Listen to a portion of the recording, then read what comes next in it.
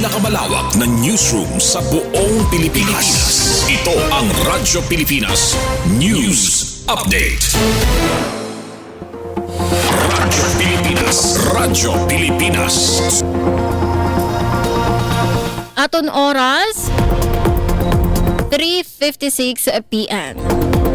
Maupay nga kulop sa iyong tanan. Asya ini ang mga balita yana nga oras. 400 nga plastic chairs gin-turn over sa tulo nga public school San Calbayog. Detalye pamatian naton sa report ni Charmaine Parito Balvez. Radyo Pilipinas. Radyo Pilipinas. Report.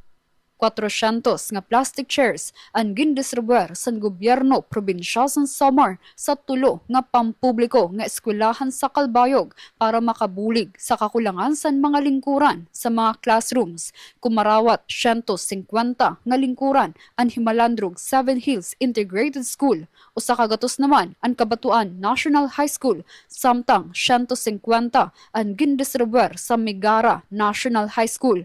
Parte ini sa plastic chair initiative kundiin ginre-recycle ang mga nakolekta nga plastic waste para himuon marigon nga school chairs. Lain pa sa pagbaton sa panginahanglan sa mga eskwelahan tumong liwat sa programa nga maibanan ang plastic waste ug igduso ang pag-ataman sa kalibungan. Tikang san ginlansar ang programa sa tun Mayo 2023, umabot na sa masobra 4,000 nga plastic chairs ang gindistribuer sa iba-iba nga pampubliko nga eskwelahan sa bugos nga probinsya San Samar. Para sa Bagong Pilipinas, Charmaine Parito Balvez, Radyo Pilipinas, Radyo Publiko, Calbayog. Para sa aton katapusan nga balita, Bantayog wika ginpaplano nga itukod sa Samar para pasidunggan ang lengguwahe ngan kultura san Samarnon. Detalye aade sa akon report. Radyo Pilipinas. Radyo Pilipinas. Report.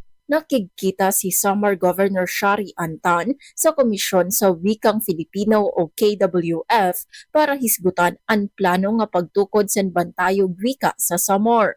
Ginpangunahan ang delegasyon sa KWF ni Attorney Marites Barrios Taran sa pakighinabi sa gobernadora. Tumong sa inisyatibo nga pasidunggan ngan kilalanon ang importansya sa lingwahe, kultura ngan panurundon sa mga Samarnon. Ang bantayog wika ginlalauman nga magiging landmark nga magsisimbolo sa identidad sa Samar ngan sa papel sa lokal nga pinulungan sa pagtipig sa kasaysayan ngan tradisyon. Ginpabugatan sa gobyerno probensyal nga ang pagpreserba sa lingwahe mauliwat ang pagpreserba sa identidad sa katawhan.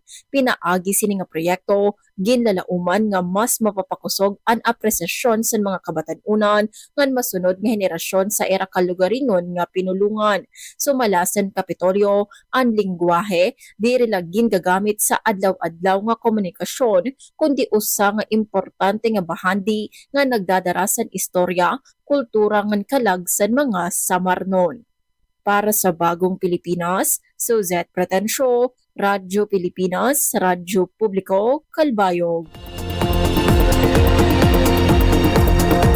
Asya adto ang kabugusan sa mga balita yana nga oras. Padayon kamo pamati sa DYOG Radyo Pilipinas, Radyo Publiko Calbayog para sa mga news updates. Ini si Suzette Pretensio para sa Radyo Pilipinas, Radyo Publiko. Mula sa pinakamalawak na newsroom sa buong Pilipinas. Ito ang Radyo Pilipinas News Update.